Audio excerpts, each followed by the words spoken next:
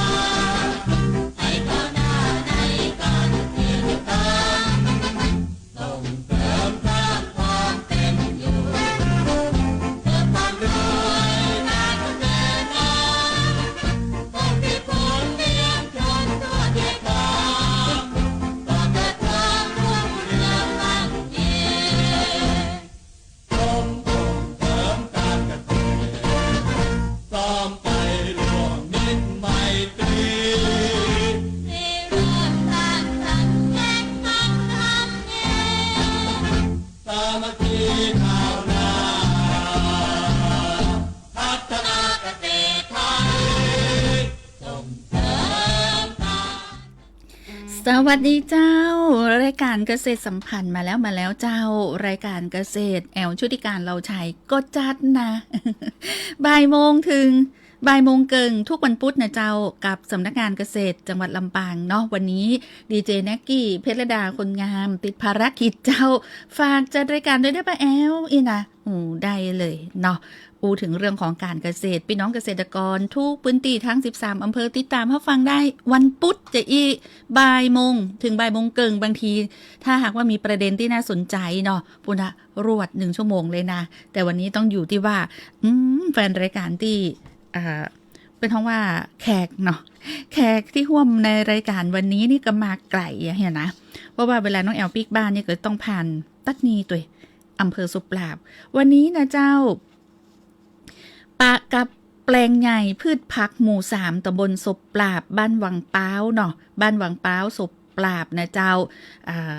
มานี่เป็นมาเป็นแพ็กกู้แต่ก็มีพี่เลี้ยงมาตัวนะเจ้าคือต่างสำนักงานเกษตรอำเภอศพปราบมาได้บอกว่ามาได้มาเจ้าเฉพาะกลุ่มแปลงใหญ่นะเจ้าคุณดลบสุภาพันธ์นักวิชาการส่งเสริมการเกษตรชำนาญการกมาโดยพี่พิมพาอุ่นแก้วตลอดถึงพี่ศรีดาวงศาสมาชิกของกลุ่มเนาะวันนี้ประธานแปลงใหญ่พืชผักหมู่3บ้านวังเป้าตำบลศพปราบสวัสดีเจ้าสวัสดีเจ้าอบอุ่นเลยนะเจ้าหันพืชหันผักโอ้โหขยักจะเดินนะเป็นคนที่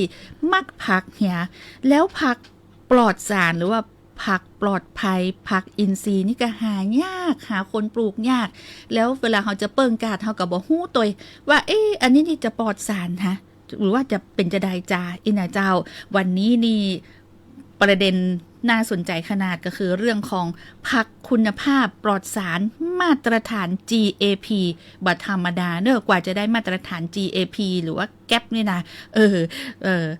ยากขนาดละนะแต่ว่าบัญญัติเกินไปสำหรับคนที่ตั้งใจเดี๋ยวเราต้องอูจากันนะเจ้าอันนี้ต้องถามคุณนพดลก่อนเลยละเนาะที่มาที่ไป GAP มาตรฐานกว่าที่คุณพิมพาอุ่นแก้วประธานแปลงใหญ่พืชพักนะตัวแทนของกลุ่มเนาะแล้วก็มีสมาชิกกลุ่มมาตัวอย่างพี่ศิลาอ่ะกว่าจะได้ GAP ของเล่า GAP ก่อนเนาะครับก็เริ่มแรกนี่ก่อน GAP นี่กลุ่มปลูกพักเกษตรกรบ้านวังเป้าเนี่ยนะครับตำบลศพปราบเปิ้นได้รวมกลุ่มมาก่อนครับรวมกลุ่มก่อนขอ GAP นี่เป็นกลุ่มแปลงใหญ่ก่อนเนี่ยนะครับต้องเท่าความก็คือเกษตรแปลงใหญ่เนี่ยเป็นการรวมกลุ่มของเกษตรกรนะครับในการรวมกันผลิตรวมกันบริหารจัดการเนี่ยครับแล้วก็รวมกันวางแผนการตลาดโดยนะครับจุดประสงค์สำคัญก็คือรวมกลุ่มเพื่อ1และสำคัญคือเพื่อลดต้นทุนการผลิตนะครับ2ก็คือเป็นการเพิ่มประสิทธิภาพการผลิตและก็เพิ่มโอกาสการแข่งขันให้กับกลุ่มเกษตรกรนะครับโดยโครงการส่งเสริมเกษตรแปลงใหญ่เนี่ยดำเนินงานภายใต้กรมส่งเสริมการเกษตร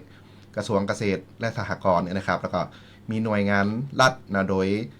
ที่เป็นหลักก็คือสำนักงานเกษตรอำเภอทุกอำเภอนะครับทั่วประเทศอาจจะเป็นหลักแล้วก็มีหน่วยงานภาคีเครือข่ายร่วมสนับสนุนกลุ่มที่สนใจโครงการนี้นะครับจะสนับสนุนปัจจัยด้านต่างๆหรือองค์ความรู้ด้านต่างๆที่กลุ่มต้องการนะครับโดยเงื่อนไขเนี่ยถ้าเกษตรกรที่ฟังอยู่นอกสนใจว่าแปลงใหญ่นี่เขาจะรวมจะตั้งกันได้จะได้ก็คือมันจะมีเงื่อนไขการรวมกลุ่มก็คือถ้าเป็นพืชยางข้าวหรือพืชไร่นะครับหรือว่ายางพาราหรือว่าปั๊มน้ำมันเนี่ยเกษตรกรต้องรวมกลุ่ม30คนขึ้นไปนะครับแล้วก็ต้องมีพื้นที่เข้าร่วมโครงการทุกคนร่วมกันเนี่ยมาน้อยกว่า300ไร่นะครับแต่ว่าถ้าเป็นพวกไม้ผลไม้ยืนต้นพืชพักหรือว่าพืชอื่นๆเนี่ยก็ขอแค่ว่าเกษตรกรรวมกัน30ไร่ขึ้นไปนะครับพอรวมกันได้เสร็จก็ติดต่อตีสำนักงานเกษตรอำเภอเลยว่าเขาอยากจะพัฒนาไปตังใดอย่างจะได้ครับทางสำนักงานจะมาเป็นพี่เลี้ยงให้ครับครับอันนี้คือคร่าวๆเนาะคือการที่จะได้มาตรฐาน GAP เนี่ยก็ต้องมีพี่เลี้ยงอย่างต่างสำนักงานเกษตรในพื้นที่เนาะอันนี้คือสำนักงานเกษตรอำเภอศพปราบนะเจ้าที่เป็นพี่เลี้ยงอยู่ทีนี้มาถึงประธานแปลงใหญ่พืชผักหมู่3ตำบลศพปราบของเฮานะเจ้าคุณพิมพาอุ่นแก้วนี่นะเป็นประธานแปลงใหญ่บ้านวังเป้าอำเภอศพปราบของเฮามาไกลๆนะมาตั้งแต่ก่อนเข้ารายการพุ่นนะเกือบเป็นชั่วโมงพุ่นนะ อยากจะให้เล่าเจ้าว่าเข้ามาในเป็นคำว่าเป็นแปลงใหญ่พืชผักตอนนี้ได้จัดใดเนาะแล้วก็การปฏิบัติตัวหรือว่าการทำเกษตรแปลงใหญ่มีสมาชิกกี่คนแล้วก็ใจความมุ่งมั่นตั้งใจนี่เมินก่อนะเจ้าระยะเวลาที่เขาทำเป็นแปลงใหญ่ได้ตอนนี้เจ้าคุณมีพาเจ้าพระเจ้าก็สวัสดีนะเจ้าเนาะเกษตรแปลงใหญ่บ้านบางพร้าวนะเจ้าเนาะเริ่มแรกเดิมทีนั้นผู้ใหญ่บ้านคนก่อนนะเจ้าเนาะอดีตผู้ใหญ่บ้านเปิ้นปลูกผักของเปิ้นเองที่สวนเปิ้นนะเจ้าที่ใกล้แม่น้ำวังแล้วก็ผลผลิตของเปิ้นก็ออกมาสู่ตลาดได้ขายดีนะเจ้าเนาะเป็นเม็ดเงินขึ้นมาชาวบ้านที่เป็นห่านเปิ้นก็ทำตัวนะเจ้าก็ปลูกกันไปหลายๆคนหลายๆเจ้าพอเยอะขึ้นละแนะนำจากเกษตรว่าบ้านเฮามีคนปลูกผักเยอะขึ้นเฮาทำแปลงใหญ่บ่ก็เลยจวนกันรวมกลุ่มได้อยู่34คนนะเจ้ารวมกลุ่มแล้วก็ไปขอความช่วยเหลือจากเกษตรเพื่อที่เฮาจะทำแปลงใหญ่ของงบประมาณนะเจ้าเนาะมาทำแปลงใหญ่ทั้งหมดมันมีอยู่ทั้งหมดของเฮาอยู่35ไร่นะเจ้าก็ปลูกพืชผักตามฤดูกาลเนาะแล้วก็ยังหน้าหนาวเฮาก็จะมีกะหล่ำมอคคอลี่ผักสลัดต่างๆนะเจ้ากะหล่ำดอกนะเจ้าแล้วก็เฮาก็งบของแปลงใหญ่เฮาก็ขอความอนุเคราะห์เป็นขอวิทยากรมาอบรมเฮาเพื่อที่จะปลูกผักขึ้นได้มาตรฐานนะเจ้าเนาะของเฮาก็เข้าแปลงใหญ่ตั้งแต่ปี66นะเจ้าแล้วปี67เฮาก็ขอแก๊ปนะเจ้าเนาะกัดผ่านไป16คนเจ้าแล้วปีนี้ก็18คนที่เหลือก็กำลังขออยู่กำลังดำเนินเรื่องอยู่เจ้าเป็นกำลังมาตรวจผักอยู่นะเจ้าเนาะเจ้า าทีนี้ปอจะเล่าสู่ได้กับเจ้าคุณพิมพาเจ้าว่าการที่จะเข้าสู่ GAP เนี่ยมาตรฐาน GAP ของเปิ้นได้เนี่ยเจ้าเป็นมาตรวจนี่ตรวจอันอย่างพ่องตรวจตั้งแต่ดินปลูกหรือตรวจตั้งแต่จะใดก็คือเผื่อว่าคุณผู้ฟังที่อาจจะเป็นยังสมาร์ทฟาร์มเมอร์หรือว่าเป็นผู้ที่สนใจในด้านการเกษตรแล้วก็อยากจะมาปลูกพืชพักจะได้แบบว่าถ้าเราจะขอมาตรฐาน GAP เนี่ยก็บ่ได้ยากนะหรือว่าจะได้เป็นดูตั้งอันอย่างพ่องเนี่ยจะบอกรายละเอียดเล่าสู่กันฟังได้ก่อนแล้วเป็นตรวจอันอย่างพ่องที่เป็นเอาไปตรวจนี่จะถึงจะได้มาตรฐานนะจ๊ะเก็บตั้งแต่ดินนะเจ้าเป็นกะเก็บดินที่เฮาจะปลูกนะเจ้าเนาะเป็นก็เอาใส่ถุงไปแล้วก็เป็นก็จะแจ้งเฮามาว่าดินเฮาขาดอย่างพ่องแล้วเป็นจะให้เฮาเติมอันอย่างลงไปนะเจ้าแล้วพอดินเรียบร้อยพอเฮาปลูกเสร็จพอเฮาข้อนี่ไปเป็นก็ลงมาตรวจพืชผักท้องเฮาตัวนะเจ้าที่ในแปลงที่เฮาปลูกเจ้าว่าเฮามีสารเคมีเยอะก็อย่างอีก็เจ้าแต่ส่วนมากแปลงของเฮาสารเคมีจะน้อยมากนะเจ้าเนาะเราจะใส่ปุ๋ยหมักนะแปลงใหญ่เนี่ยเฮาก็หมักปุ๋ยกันเองเจ้าก็แสดงว่าก็เป็นเกษตรปลอดภัยแท้ๆเลยเพราะว่าได้มาตรฐาน GAP นี่คือเป็นตั้งแต่ตรวจวิเคราะห์ในเรื่องของดินมาละทุกอย่างในเรื่องของดินเรื่องของแปลงปลูกที่ต้องมีการตรวจเนาะว่าจะต้องมามีสารเคมีตกค้างนั่นเป็นพืชเกษตรปลอดภัยแท้ๆตามกรมวิชาการเกษตรเนาะที่เป็นจะรับรอง GAP ได้เนาะคุณเดี๋ยวนี้เขียนชื่อเป็นผิดนะ คุณดัลลบนะเจ้าคุณดัลลบนะเจ้าแล้วก็อู้ถึงพืชผักที่ปลูกเป็นหลักของกลุ่มเลยนะเจ้าในส่วนของสมาชิกทั้งหมดพอจะเล่าได้กับเจ้าว่ามีพืชผลอันยังพ่องเพื่อคนอื่นที่ฟังอยู่และสนใจอยากจะไปที่แปลงเพราะว่าไปที่กลุ่มสมาชิกของตางศพปราบแปลงใหญ่เจ้าแล้วก็มีพริกมะเขือเจ้าพญามะเขือต่ำนะเจ้าเนาะกะผักชีต้นหอมอย่างเจ้าที่ปลูกทั่วไปนะเจ้าเนาะแล้วก็ข้าวสาลีข้าวเหนียวนะเจ้าแล้วก็มันจะมีที่ถ้าผักหน้าหนาวก็จะปลูกกะหล่ำดอกมะขลี่พวกผักสลัดต่างๆนะเจ้าก็คือปลูกผักตามฤดูกาลเลยอันไหนที่ทนร้อนได้กับช่วงนี้นี่จะเป็นอย่างเจ้าช่วงนี้ก็จะมีพริกมะเขือต้นหอมผักชีพริกมะเขือข้าวสาลีเจ้าแล้วก็ต่างสมาชิกของกลุ่มวันนี้มาโดยพี่ศิลาเป็นสมาชิกของกลุ่มบ้านวังเป้าหมู่3เนาะเป็นแปลงใหญ่พืชผักของปีนี่ปลูกอย่างเจ้าพี่ปลูกมะเขือพริกเจ้าบะเขือกับพริกบะเขือนี่คือบะเขือเจ้าพระยาบะเขือต่ำเจ้าอันนี้คือเป็นผลิตผลของสมาชิกในกลุ่มที่ปลูกแล้วก็ที่หันในจอนะเจ้าคุณผู้ฟังเจ้าแฟนรายการเกษตรสัมพันธ์เนาะพืชผักตะกี้บอกว่ามันต้องเอาปิ๊กไปเด้ออันนี้จะขอซื้อต่อนะหั่นแล้วคือใครอยากกินผักเลยไผที่ว่าบ่เคยกินผักนี่นะหั่นพริกนี่แบบสดแล้วก็บะเขือสดนี่เปิงปุ๊นะพันแนงกะแกงเขียวหวานนะหรือว่าตำบะเขือแล้วมีไข่ต้มอีนะเป็นจู้อิ่มกำเลยนะตึ้งเด็ดนะตำบะเขือเนี่ยเจ้าแล้วก็บะเขือเป็นกระสดตยเพราะว่าอย่างที่คุณพิมพาก็คือผลิตปุ๋ยคนเดียวตัวผลิตปุ๋ยมากผลิตปุ๋ยอินทรีย์เพราะฉะนั้นตรงนี้ก็คือสบายใจได้สำหรับผู้บริโภคเนาะคนที่ต้องเปิงกาดนะต้องไปที่ศพปราบลืมถามไปบางคนบอกสะดวกไปบางคนอยู่ในเวียงเนี่ยเขามีส่งมีบริการส่งหรือว่าพักของเขาเนี่ยเอาไปขายที่ห้างไหนหรือว่าไปกาดไหนพ่องบอกได้เลยนะพี่พิมพาเจ้าผักของเฮานี่ส่วนมากจะขายตลาดเช้าที่บ้านฮั่นนะเจ้าเนาะแล้วก็ตลาดสดของศพปราบเจ้าที่หน้าวัดหลวงศพปราบแล้วก็ตลาดนัดวันจันทร์ที่ศพปราบแล้วก็ตลาดนัดวันพฤหัสที่ศพปราบเหมือนกันเจ้าสรุปแล้วก็คือผลผลิตทุกอย่างกระจายอยู่ในพื้นที่อำเภอศพปราบยังไม่ได้ออกจากนอกพื้นที่เพราะว่าบป.ขายเนาะเจ้าขายวันอย่างพ่อกับเจ้าขายทุกวันนะเจ้าที่ตลาดสดเทศบาลศพปราบขายทุกวันก็คือต้องเข้าไปตังในตัวศพปราบก่อนต้องขับรถเข้าไปในศพปราบคือกาดของเป็นกาดหลักของศพปราบเลยเนาะอันนี้คือกาดไม่เจ้ากาดไม่แรงกาดไม่แรงและกาดไม่เจ้านี่ที่ไหนก็กาดไม่เจ้าก็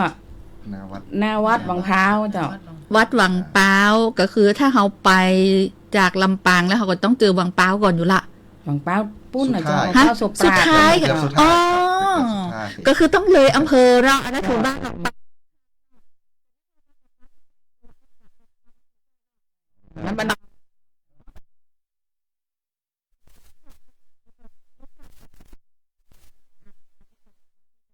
คือตามที่ประธานแปลงใหญ่ได้อูไปนะเจ้า แล้วก็ตอนนี้มีประสบปัญหาเรื่องของแมลงศัตรูพืชอย่างอีพ่องก่อในการที่ปลูกพืชผักตรงนี้สิ่งที่เรา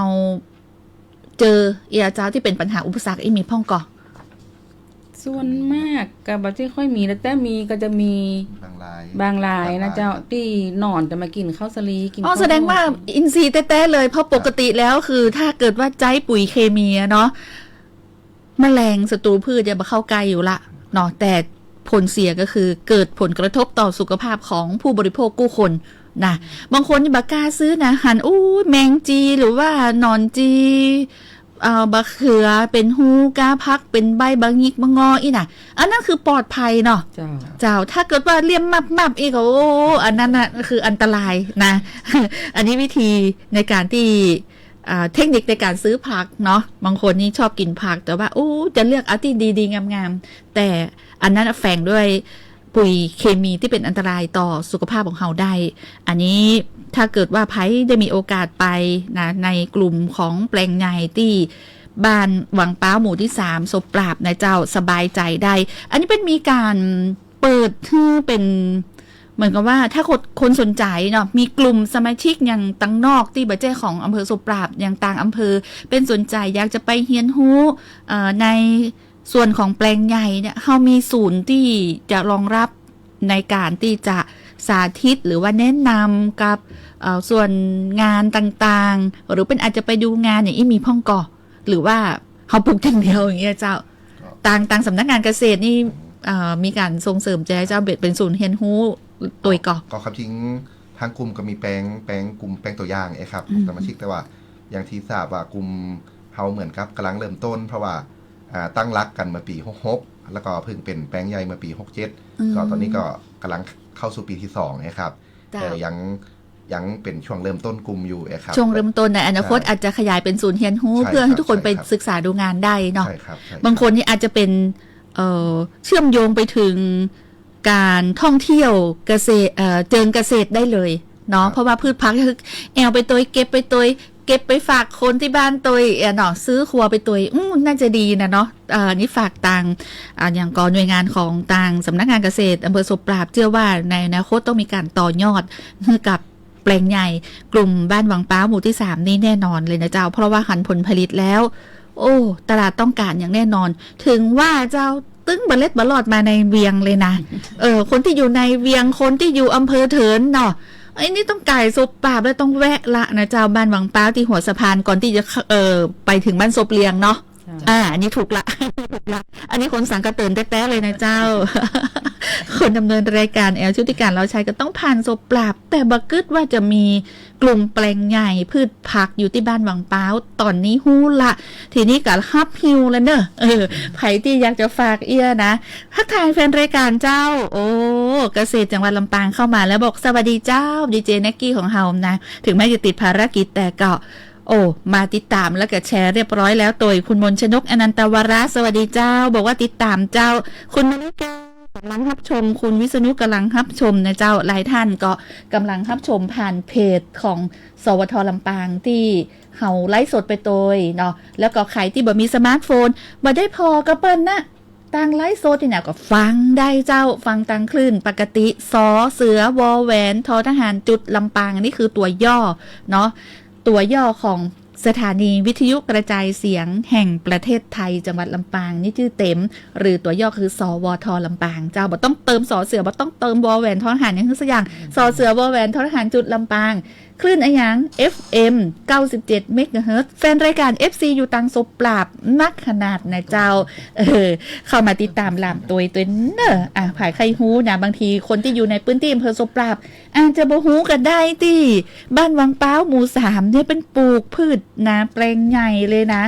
เอาเป็นบอกของดีอยู่ที่หมู่บ้านของเขานะเจ้าอันนี้ก็รายการเกษตรสัมพันธ์ตีออกอากาศต่างสวทลำปาง FM 97 เมกะเฮิรตซ์ในวันนี้ก็ถือว่าเป็นการประชาสัมพันธ์ให้พี่น้องต่างศพปราบได้รับรู้รับทราบเนื่องบ่ต้องไปซื้อที่ไหนไกลนะไปได้ที่แปลงใหญ่เนาะเป็นกลุ่มเป็นการรวมกลุ่มแปลงใหญ่พืชผัก35ไร่นี่บ่ธรรมดานะน้องแอลมีสัก5ไร่นี่ก็ใจจื่นใจบานละเนาะอย่าบ่ฮู้ยังใดไร่นึงก็ยังบ่มีนะเจ้า อันนี้ทั้งหมด34รายมีการบริหารจัดการจะได้เจ้าต่างสำนักงานเกษตรอำเภอศพปราบที่เข้าไปช่วยบริหารกลุ่มหรือว่ามีการแบ่งหน้าที่กันจะได้พ้องประธานมีเฮลันยิกมีอย่างมีการจัดการในเรื่องของกลุ่มแปลงใหญ่ก็ครับก็ก่อนที่จะตั้งกลุ่มแปลงใหญ่ได้ก็จะต้องให้กลุ่มคัดเลือกกรรมการดำเนินงานของกลุ่มนะครับทางกลุ่มเขาคือคัดเลือกกันเองนะครับก็จะมีประธานมีรองประธานนี่ไม่ได้มีคนเดียวนะครับจะมีในด้านต่างๆด้านเมล็ดพันธุ์ด้านการผลิตด้านเครื่องจักรด้านการตลาดนะครับทางกลุ่มจะเป็นคนจัดสรรเองครับมีการบริหารเองครับเขาคือในส่วนของสำนักงานเกษตรอำเภอศพปราบก็เป็นพี่เลี้ยงแต่ว่าทุกอย่างดำเนินการโดยกลุ่มแปลงใหญ่เนาะคือจะจะทำประชาคมจะเรื่องของการตลาดการทำบัญชีของกลุ่มทุกอย่างนี่คือพี่น้องเกษตรกรดำเนินการคนเดียวผลผลิตรายได้ติปีกย้อนมากับบริหารจัดการในกลุ่ม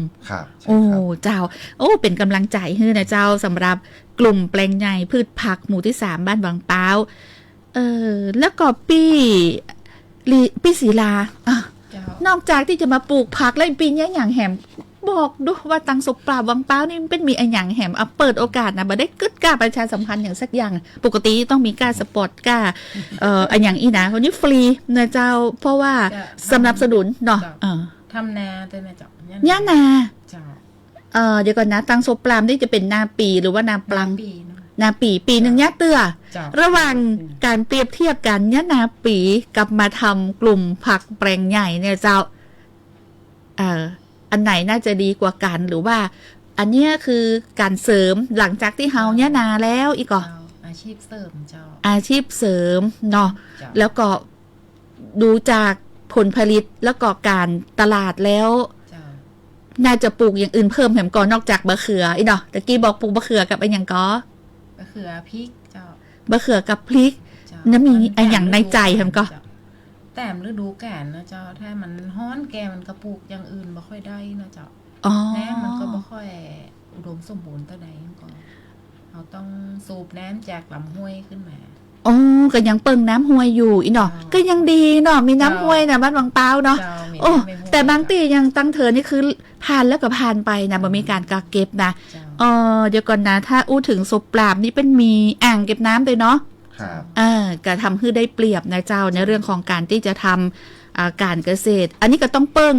ในเขตของชลประทานอย่างอีกก็ในพื้นที่ศพปราบหรือว่าเฮาใจน้ำจากน้ำห้วยน้ำธรรมชาติหรือว่ามีส่วนใหญ่ถ้าเป็นพืชพักนี่จะเป็นน้ำบาดาลนะครับน้ำห้วยน้ำธรรมชาตินะครับห้วยธรรมชาติใช่ครับถ้าเป็นน้ำจากอ่างนี่จะเป็นตอนทำนาตอนทำพืชไร่เป็นหลักนะครับเพราะว่าศพปราบก็พืชหลักของเกษตรกรก็คือเข้าเป็นหลักครับแล้วก็พวกพืชพักไม้ผลนี่จะเป็นพืชร้องนะครับอันนี้ก็เลยรู้เลยว่ากลุ่มแปลงใหญ่ที่ปลูกพืชผักหมู่ที่3บ้านวังเป้าตำบลศพปราบอำเภอศพปราบนี่นะเป็นการปลูกพืชผักหลังกันยะนาปีเนาะดูง่ายๆแล้วการปลูกพืชตะนีที่มันได้มาตรฐาน GAP นะคือเป็นการรวมกลุ่มก็ถือว่าเป็นการเป็นรายได้เสริมเนาะทำให้มีรายได้เสริมจากการยะนาปีนะเจ้าก็คือพื้นที่เฮาเนี่ยก็ยังได้ใช้ประโยชน์ทีนี้35ไร่นี่เป็นที่นาหรือว่าเป็นที่สวนจะลืมถามส่วนใหญ่ที่เฮามาเป็นแปลงใหญ่ปลูกพืชผักตะเนี่ยเจ้าที่สวนเจ้าที่สวนโทมีตะคนรวยแล้วสมปราบนี่นะโทเตอก็นึกว่าเป็นจัดสรรปันส่วนเหมือนกับว่าเกษตรทฤษฎีใหม่มีเนาะมีปลูกข้าวปลูกพืชผักอย่างเจ้าก็คือทั้งนี้เป็นสวนพืชผักเลยสวนพืชผักโอ้พี่น้อง คนลำปางเจ้าถ้าอยากกินพืชผักปลอดภัยนะซุปปลาเป็นมีดีหลายอย่างมีภูมิปัญญาในเรื่องของศาสตร์ของการแพทย์แผนไทยตัวเนาะหมอบุญเติมก็อยู่ซุปปลาบนะเจ้าเกษตรแปลงใหญ่ GAP มาตรฐานตัวนี้กว่าจะได้มานี่บ่ธรรมดานะเจ้าอันเนี้ยเป็นก็ต้องรักษาคุณภาพอยู่ละเนาะการเป็น GAP เป็นกำลังได้เมื่อปี67อีเนาะ67นี่ได้14รายครับ14 รายจากที่มีสมัคร16รายครับ16 รายจาก14 รายใช่ครับแล้วก็ปี68นี่ก็จะเพิ่มไปแฮมในการที่จะเสนอชื่อครับอีก18คนที่เหลือนะครับอีกเพราะว่าเฮาขอ GAP นี่เฮาเอาเกษตรกรที่พร้อมก่อนไม่ใช่ว่าเกณฑ์มาทั้งหมดนะครับว่าใครพร้อมใครตั้งใจอยากจะทำคืออาสาทำก่อนครับเอาเกษตรกรเป็นตัวตั้งครับว่าเป็นพร้อมก่อนครับทีนี้มาถึงคุณพิมพาเจ้าประธานของเฮาเจ้าคุณพิมพาคิดว่าปัจจัยอันอย่างที่ทำให้กลุ่มของเฮาเนี่ยมาถึงจุดนี้ได้มาตรฐานพืชผักปลอดภัย GAP ตั้งนี้เจ้าปัจจัยคือปัจจัยก็น่าจะมาจากเม็ดเงินตัวนะเจ้าเนาะเพราะว่าปลูกผักขึ้นมาแล้วมันขายในตลาดบ้านเฮามันก็มีรายได้ขึ้นมาเข้ากันเลยยอมที่จะเข้ารวมกลุ่มนะเจ้าเนาะปลูกผักแล้วก็มันมีเกษตรสนับสนุนให้เฮาตัวทั้งเมล็ดพันธุ์พ่องอันยังพ่องนะเจ้าแล้วก็เฮารวมกลุ่มกันเพราะกล้าผักตัวเฮาจะได้บ่ต้องไปซื้อกล้าผักที่อื่นมาปลูกนะเจ้าเนาะยังช่วงหน้าหนาวเฮาจะไปเอากับกะหล่ำดอกมังคุดที่เขาเพาะถาดเจ้าเฮาไปซื้อของเป็นกระจัดแปลงนะแล้วก็เฮาก็ทดลองเพาะเองเจ้าปีแล้วก็ทดลองเพาะและปีนี้ก็จะเพาะอยู่เจ้าคือมีการเพาะกล้าผักคนเดียวเจ้าเจ้าอันนี้ถือว่าปัจจัยที่ทำให้กลุ่มนี้เดินทางมาหมายถึงว่าถึงเป้าหมายบรรลุเป้าหมายผ่านมาตรฐาน GAP เนาะกลุ่มแปลงใหญ่นี่บ่ธรรมดานะเพราะว่านักเนาะคนรวมกลุ่มกันนักโดยเนื้อที่บริหารจัดการกันนักนะเจ้าก็คือปัจจัยก็คือเป็นทั้งว่าแรงจูงใจในเรื่องของรายได้จากการที่นำผลผลิตแปลงใหญ่ของเฮาเนี่ยไปสู่การตลาดเรียบร้อยแล้วเนี่ยฟีดแบ็กกลับมาหมายถึงว่าผลสะท้อนที่ย้อนมาเนี่ยคือรายได้ที่หันจะก็เลยเป็นที่หมายเป็นที่สนใจของต่างสมาชิกกลุ่มก็เลยมีสมาชิกกลุ่มเพิ่มขึ้นมาณปัจจุบันนี้34รายเนาะแล้วก็ยังเปิดฮับอยู่กับเจ้าหรือว่าพอละถ้ามีคนสนใจถ้ามีคนสมัครมากะฮับอยู่เจ้าโอ้มีกิจกรรมทำอยู่ตลอดเนาะ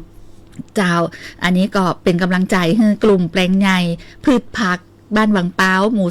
3อำเภอสุปราบโดยทีนี้พออู้ถึงมาตรฐาน GAP หน่วยงานที่จะต้องมาตรวจสอบตะกี้ปีพิมพาบอกว่าก็ตั้งแต่ปุ่นเรื่องของดินหน่วยงานที่เข้ามาในเรื่องของการทดสอบการตรวจสอบอันนี้มีข้อมูลการทดสอบปุ๋ยอินทรีย์ของทางกลุ่มตัวเนาะจากสำนักวิทยาศาสตร์เพื่อการพัฒนาที่ดินกรมพัฒนาที่ดินเข้ามาตรวจสอบวิเคราะห์ดินให้ตัวมันก่อนเจ้าเจ้าคือปุ๋ยทุกอย่างที่ทำเป็นปุ๋ยหมักกับกล่องเจ้าเป็นปุ๋ยหมักชนิดกลับกองก็คือพริกกลับกองนะเจ้าเพราะว่าการทำปุ๋ยหมักนี่จะมี2อย่างก็คือการกลับกองกับบะพริกกลับกองเนาะแม่นก็เจ้านะเจ้าแต่อันเนี้ยของต่างกลุ่มแปลงใหญ่สุปราบนี่นะเจ้าวังเป้านี่เนาะก็มีการทดสอบเรียบร้อยเนาะมีรายงานผลการทดสอบจากกรมพัฒนาที่ดินเนาะสำนักวิทยาศาสตร์เพื่อการพัฒนาที่ดินเรื่องของการนำตัวอย่างปุ๋ยอินทรีย์ที่เป็นปุ๋ยหมักเนาะของดังกลุ่มเนี่ยไปตรวจสอบคือไปทดสอบแล้วก็คือว่าบ่มีเรื่องของเคมีแน่นอนเป็นปุ๋ยหมักที่ทำโดยกลุ่มเนาะก็สบายใจเวลากินก็ซ้ำสบายใจพักนี่ถ้าจะกรอบขนาดเลยล่ะเดี๋ยวจะต้องขอแบบว่าจิ้มแบบสดๆเลยนะเนาะแล้วก็พวกกับลองเนี่ยเป็นคือที่อู้นี่คือมีหลักฐานตั้งที่เลยคุณผู้ฟังน้อยกันเลยมีกรมพัฒนาที่ดินมาในเรื่องของการทดสอบทุกอย่างเพราะทุกขั้นตอนอย่างที่บอกเจ้าการที่จะเป็น GAP พืชผักปลอดภัยแก๊ปตรงนี้ใดเนี่ยก็จะเริ่มตั้งแต่การตรวจวิเคราะห์บำรุงดินเป็นบอกว่าดินดีพืชงามนำสุขเนาะอันนี้เป็นเรื่องแต่ถ้าดินบดีพืชผลเนี่ยตึ้งบะหันละที่เต็งๆงามๆสดๆอีนะตึ้งมามีละเนาะปีศิลานี่อมยิ้มตลอดอีนะแตะนะถ้าว่าเนี่ยนะปุ๊ฮะโอ้ตึงบะใจสภาพนี้แน่นอนนะเจ้าอันนี้นี่บอกเลยว่ามาตรฐาน GAP เขาต้องโฆษณาหมายถึงว่าต้องประชาสัมพันธ์ให้รู้ว่าสิ่งที่เขาได้รับกับการที่เขารวมกลุ่มกับการตั้งใจกับการที่บัดใจปุ๋ยเคมีแต่ขันมาใจปุ๋ยหมักปุ๋ยอินทรีย์ที่เขาทำขึ้นเนี่ยภูมิใจก็พิมพา ภูมิใจจ้ะ เนาะแล้วผลผลิตออกมาจะโอ้เจ้าว่านะต่างสำนักงานเกษตรอำเภอศพปราบนี่ต้องแบบว่าเป็นว่าส่งเสริมซุกยุแบบต้องหาการตลาดเพิ่มละนอกเหนือจากศพปราบนะเพราะไปตังเถินพ่องก็ได้นอกไกลๆมาอันกับมาตังในเวียงก็ได้เนาะที่ไหนมีขายพืชผักเกษตรปลอดภัยเนี่ยคนลำปางโดยเฉพาะคนอำเภอเมืองลำปางที่อยู่ไก่ศพปราบไปกับไข่จิ้มผักศพปราบเนาะจะลำแต่ก็หาซ้ำเป็นมาตรฐาน GAP นี่รสชาติจะแตกต่างกับขัวกาดที่ใส่สารเคมีจะได้พ่องจ้าหนึ่งในขั้นนี้ก็คือมีตัวคนคนหนึ่งละนะแอลชุติการนี่ก็อยากจะซีมละว่าโอ้ต่างกันจะได้ก็รสชาติถ้าจะกรอบถ้าจะหวานหน่อยนะกึดในใจแล้วเจ้าจองบะเขือเจ้าพญานิ้วไทยแกงเขียวหวานให้จะเหมาะเจ้าคนผู้ฟังเจ้าเนาะอันนี้ก็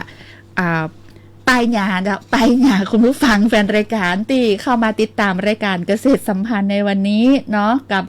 ต่างสำนักงานเกษตรจังหวัดลำปางซึ่งเป็นกะสับเปลี่ยนหมุนเวียนกันมาส่งเสริมเจ้าบอกว่าจะเป็นเรื่องของพืชผักหรือว่าจะเป็นเรื่องของวิสาหกิจชุมชนกู้อย่างเจ้าที่อยู่ในแต่ละชุมชนแต่ละอำเภอทั้ง13อำเภอน้องแน็กเพชรดาเพ็งตานะเจ้าที่รับผิดชอบรายการเกษตรสัมพันธ์ของต่างสำนักงานเกษตรจังหวัดลำปางเนี่ยก็จะเสาะแสวงหาอันไหนดีอันไหนที่เป็นตัวเด่นของแต่ละหมู่บ้านของแต่ละชุมชนเนี่ยที่เป็นอยู่หูหมดเลยเนาะเพราะว่าอย่างต่างสำนักงานเกษตรก็จะมีสำนักงานเกษตรประจำอำเภอทุกอำเภออยู่ละอย่างศพปราบก็มีปีเลี้ยงก็คือสำนักงานเกษตรอำเภอศพปราบนะเจ้าก็ปรึกษาได้ทุกข้อคำถามเกี่ยวกับเรื่องของการเกษตรเป็นมีบอกว่าต่างเกษตรเป็นมีอาสาเกษตรก็มีครับมีเนาะมีอาสาสมัครเกษตรหมู่บ้านทุกหมู่บ้านครับมีทุกหมู่บ้านอยู่แล้วใช่ครับเจ้าก็สามารถที่จะติดต่อผ่านท่านได้เนาะเวลาจะถามหรือว่าอยากจะหรือว่าไปติดต่อที่สำนักงานศพปราบสำนักงานเกษตรศพปราบนี่อยู่ตรงใดก็อยู่ในที่ว่าการเลยครับเป็นอาคารข้างอาคารที่ว่าการอำเภอครับในหัวเดียวกันครับอยู่ในหัวของที่ว่าการอำเภอศพปราบเลยติดต่อสะดวกเนาะอยากให้รู้ว่าเรื่องนี้จะได้ก็ไปปรึกษานักวิชาการส่งเสริมการเกษตรที่มีอยู่ในแต่ละสำนักงานอยู่ในแต่ละพื้นที่ทั้ง13อำเภอได้เลยเนาะถ้าหากว่ามีปัญหาในเรื่องของการเกษตรอย่างที่เป็นมีหมอเนี่ยค่ะอย่างต่างสถานีพัฒนาที่ดินเนี่ยก็มีหมอดินหมอดินอาสาอย่างต่างสำนักงานเกษตรก็มีเกษตรหมู่บ้านครับอาสาสมัครเกษตรประจำหมู่บ้านอันนั้นก็คือเป็นเครือข่ายที่เป็นแกนนำเป็นพลังเลยนะเจ้าที่ช่วยในส่วนของหน่วยงานราชการเนาะทำหน้าที่เป็นเพราะว่าเชื่อมต่อนะเจ้ากับพี่น้องเกษตรกรในพื้นที่ตัวมีอันยังที่คาใจมันปีนพาบได้อูเตือนี่นะอยากให้อูน้องแอมมาถามเนี่ยแอมมาถามสักเตือถ้าหากว่ามีคนที่สนใจอยากจะผลิตพืชผักอยากจะปลูกผักพิมพาบอกได้เลยว่ามีข้อแนะนำจะได้พ่องเจอเลยเจ้าได้เลยจากใจมันยากนะทำไปยังศพปราบแวะฮันเนอร์คือประชาสัมพันธ์บักกึดกางสักยังเจ้าผักที่ของกลุ่มเกษตรวังเป้านี่ที่ผลิตออกมานี่ที่ขายหลักๆนี่คือตลาดนัดวันพฤหัสนะเจ้าเนาะตลาดนัดพฤหัสที่ของศพปราบน่ะที่วางขายทั้งหมดแล้วของกลุ่มเฮาทั้งนั้นนะเจ้าที่เป็นของพวกมะเขือพริกผักต่างๆนะถึงหน้านั้นที่หน้าหนาวก็กะหล่ำมะขลี่กะหล่ำดอกนั้นนะอยู่ในกลุ่มนี้ทั้งนั้นเลยเจ้า34รายไปขายอยู่ตลาดนัดวันพฤหัสท่านหมดเลยเจ้าถ้าแวะผ่านไปผ่านมาก็แวะซื้อได้นะเจ้าเนาะทุกๆวันพฤหัสเป็นจะมีตลาดนัดผักอยู่หั่นเจ้าตรงข้างปั๊มน้ำมันบางแล้วทีนี้บอกไปบ่ถูกก็ตีอย่างก็อันเนี้ยมีเบอร์ติดต่อก็อยากจะไปพอที่ว่าจูตี้ มีเบอร์ประธานหรือว่ามีเบอร์ของสมาชิกกลุ่มแปลงใหญ่ที่จะติดต่อบัดเดี๋ยวนี้ถึงตัดนี้แล้วนะบ้านอีพีอยู่ไหนจะไปสวนไหนนะไปที่เกษตรแปลงใหญ่อ่ะมีเบอร์ติดต่อกับเจ้า มีเบอร์ประธานนะเจ้า086-924-2263เจ้าติดต่อได้ตลอดเนาะ ติดต่อได้ เบอร์นี้คือเบอร์ประธานของคุณพิมพาอุ่นแก้วกลุ่มประธานกลุ่มแปลงใหญ่พืชผักหมู่3ตำบลวังเป้าอำเภอศพปราบเจ้าคุณดารบเจ้ามีอย่างอยากจะอู้เอิญเลยในส่วนของสำนักงานเกษตรศพปราบนะเจ้าโอ้นอกเหนือจากกลุ่มแปลงใหญ่หรืออย่างอื่นเนี่ยที่อยากจะบอกต่อคือกับต่างอำเภออื่นได้รู้ว่าศพปราบเขามีอันนี้นะเจ้าก็ถ้าในส่วนของศพปราบนี่ความจริงพืชหลักอย่างที่บอกก็คือข้าวนะครับนอกจากกลุ่มพักแล้วเขาก็ยังมีกลุ่มข้าวที่ได้มาตรฐานอินทรีย์ตัวได้มาตรฐาน GAP ตัวเป็นกลุ่มข้าวบ้านวังยาวแม่กัวใช่ครับอันนี้ทำข้าวอินทรีย์เลยนะครับส่งบริษัทครับคือส่วนใหญ่แล้วก็คือเป็นเรื่องของข้าวเนาะ ใช่ครับแล้วข้าวอินทรีย์แต่เคยได้ยินเรื่องของผักเสียงดาศพปราบใช่ครับเนาะโอ้อันนี้นี่คือบ้านอย่างกับบ่ฮู้เนาะบ้านหนองวัวแดงครับหนองวัวแดงเพราะว่าแต่ก่อนนี้เคยแบบฝากเขาไปซื้อแต่ว่าเขาบอกฮู้เนาะเป็นมีเวลามาออกบูธออกอย่างก็คือของต่างศพปราบเชียงดานี่ก็ส่งเสริมอยู่เนาะก็ชุดติปูก่อนๆเนี่ยเป็นสูงอายุแล้วครับตอนนี้เปลี่ยนไทยรุ่นกำลังพยายามจะฟอร์มรุ่นใหม่ขึ้นมาอยู่อีกครับนะฮันก็ของดีศพปราบนี่นักขนาดเจ้าอันนี้ก็เป็นกำลังใจให้ต่างสำนักงานเกษตรอำเภอศพปราบโดยตลอดถึงสมาชิกของต่างกลุ่มแปลงใหญ่พืชผักหมู่3ตำบลศพปราบอำเภอศพปราบจังหวัดลำปางนะเจ้าต่างปีศิลามีอย่างอยากจะอู้เอิญข้างก่อประชาสัมพันธ์ได้เลยนะเจ้าบะหมี่อย่างละเจ้าบะหมี่อย่างเจ้าพิมพาละเจ้าบะหมี่ละเจ้าเวลาเหลืออันแบบเป็นอย่างเจ้าวันนี้ต้องขอบคุณนะเจ้าในส่วนของต่างด้านประธานแปลงใหญ่พืชผักหมู่3บ้านวังเป้าตำบลศพปราบอำเภอศพปราบนะเจ้าตลอดถึงสมาชิกกลุ่มโดยปีศรีลาวงศาเนาะซึ่งเป็นสมาชิกกลุ่มแปลงใหญ่พืชผักหมู่3บ้านวังเป้าศพปราบแล้วก็ปีเลี้ยงโดยนะเจ้าคุณดลบสุภาวรรณนักวิชาการส่งเสริมการเกษตรชำนาญการสำนักงานเกษตรอำเภอศพปราบที่มาเป็นปีเลี้ยงโดยเนาะวันนี้ขอบคุณจัดนักสำหรับข้อมูลการปลูกพืชผักคุณภาพเนาะเป็นเพราะว่าผักคุณภาพปลอดสารมาตรฐาน GAP หรือว่าแก๊ปเนี่ยของต่างสำนักงานเกษตรจังหวัดลำปางในวันนี้กับรายการเกษตรสัมพันธ์เป็นอย่างสูงในเจ้าขอบพระคุณทั้ง3ท่านเจ้าแล้ววันนี้เจ้ารายการเกษตรสัมพันธ์เนาะต้องนำรายการจากลาคุณฟังแต่เพียงเต้าอีปะกันต่อไปเตือนนานเนาะวันพุธนะเจ้าทุกวันพุธบ่ายโมงถึงบ่ายโมงเกิงโดยประมาณนะเจ้ากับต่างสำนักงานเกษตรจังหวัดลำปางวันนี้โชคดีมีความสุขกู้คนแล้วก็ขอให้พี่น้องเกษตรกรทุกแปลงผักหรือว่าทุกกลุ่มนะเจ้าเฮงๆปังๆสวัสดีเจ้าการรักสุขภาพในปัจจุบันทำให้ผู้บริโภคกังวลเรื่องความปลอดภัยของอาหารหนักขึ้นจึงเกิดการเลือกซื้อสินค้าและสินค้าทางการเกษตรที่บ่มีการปนเปื้อนสิ่งที่เป็นอันตรายต่อสุขภาพดังนั้นสินค้าที่ปลอดภัยและได้รับการรับรองมาตรฐานการผลิตจึงเป็นที่ต้องการของผู้บริโภคหนักขึ้นสำนักงานเกษตรจังหวัดลำปางได้ดำเนินการส่งเสริมเกษตรกรจำนวน390รายเพื่อผลิตพืชปลอดภัยภายใต้โครงการยกระดับคุณภาพมาตรฐานสินค้าเกษตรปี 2567 เกษตรกรได้ผลิตสินค้าเกษตรปลอดภัยออกจำหน่ายมีคุณภาพถูกใจผู้บริโภคและได้รับการรับรองมาตรฐานการปฏิบัติทางการเกษตรที่ดีสำหรับพืชหรือ GAP พืชอาหารโดยมีข้อกำหนดหลัก8ข้อมีกฎเกณฑ์และวิธีการตรวจประเมินซึ่งเป็นไปตามหลักการที่สอดคล้องกับสากลเพื่อใช้เป็นมาตรฐานการผลิตพืชอาหารมีผลผลิตที่ดีมีคุณภาพตรงตามมาตรฐานที่กำหนดได้ผลผลิตสูงคุ้มค่ากับการลงทุนกระบวนการผลิตปลอดภัยตึงต่อเกษตรกรผู้ผลิตและผู้บริโภคใจทรัพยากรที่มีได้อย่างเกิดประโยชน์สูงสุดเกิดความยั่งยืนทางการเกษตรมีความมั่นคงทางอาชีพและที่สำคัญบ่ทำให้เกิดมลพิษต่อสิ่งแวดล้อมหากเกษตรกรสนใจการผลิตพืชตามหลัก GAP